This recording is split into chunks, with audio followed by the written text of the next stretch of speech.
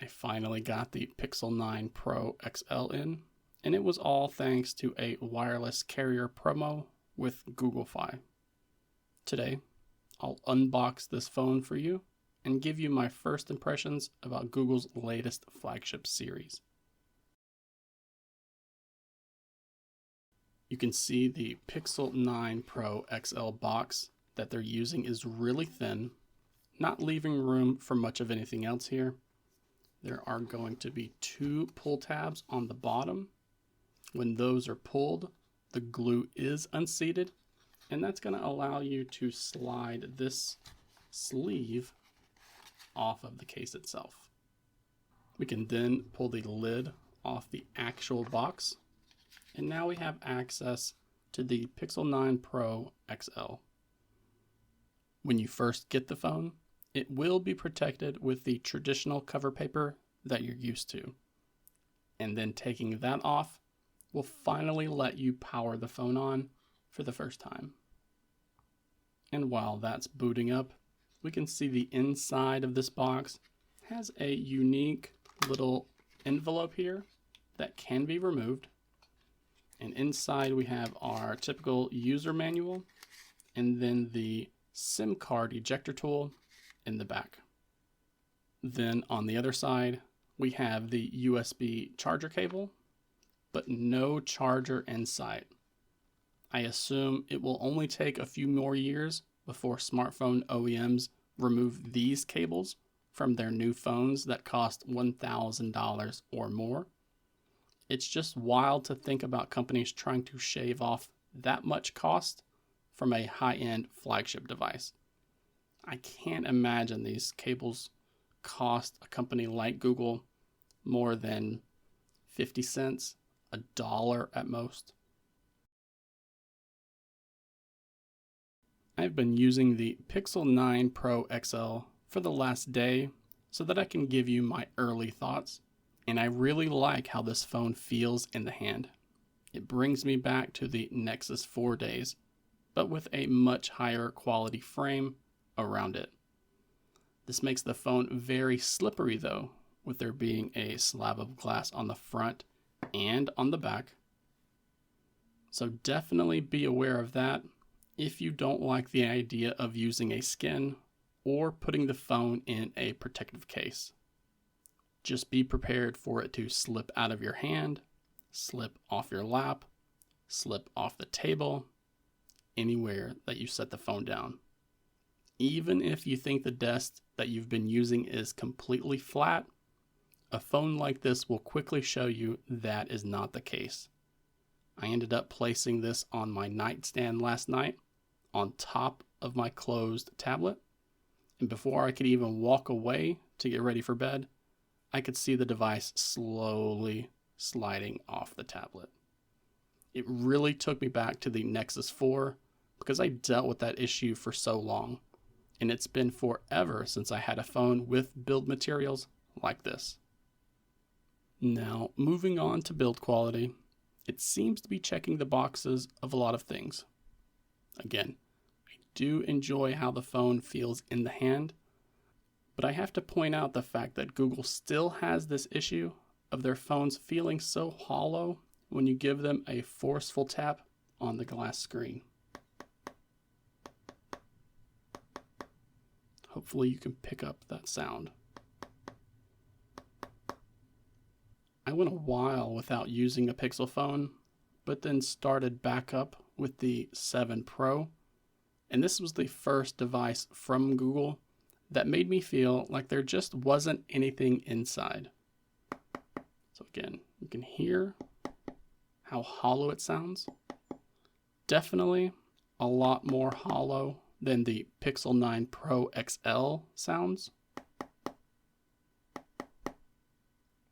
So again, this is what the Pixel 9 Pro sounds like. Here is what the base model of the Google Pixel 8 sounds like. So even when it's a smaller device, it just feels hollow to me. And for comparison, this is how the taps sound like on the base model of the Galaxy S23.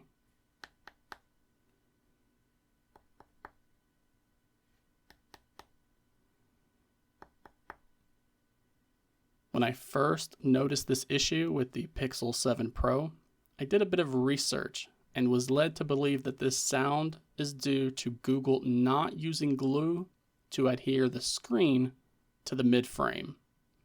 Instead, Google Pixel phones only have the display glued to the edges, which can give it that springy feel and that hollow sound. This is different than how Samsung does things, and it's why these phones feel more sturdy. Google will say they do things this way to make the screen replacement process much easier, and I won't argue against that because it can be a pain to replace the display on some of these Android smartphones. But that choice does give the phone a very distinct feel when you tap on the display like that.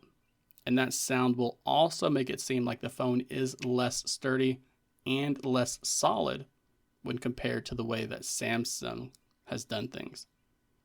And while we're on the subject about things that I'm not a fan of, I can't say that I enjoy how the buttons feel on the edge here. They are so flat against the frame that it can be difficult to find them when you search for them on the side. Granted, they do have a loud click when you are able to press them.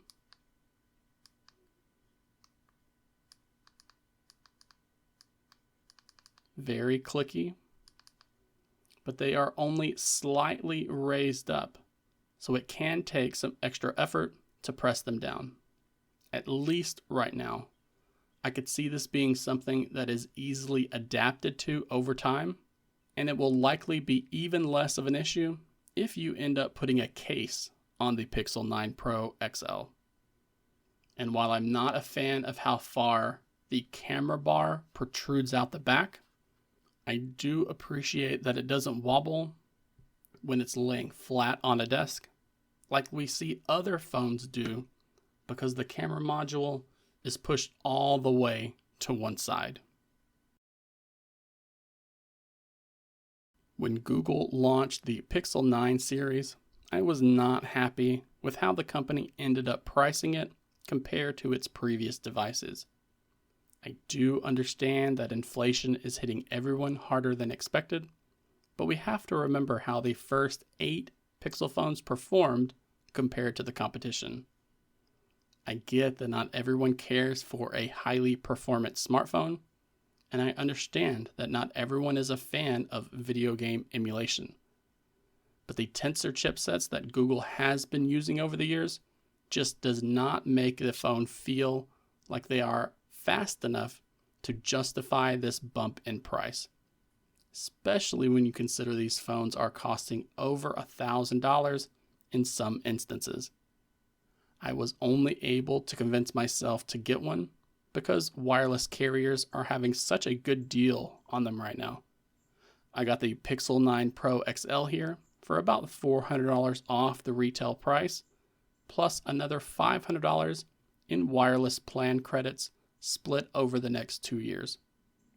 I'm also going to be trading in my Pixel 8 phone as well for a little bit more of a discount. Now, you're going to want to make sure that you look forward to my full review of the Pixel 9 Pro XL here on the channel.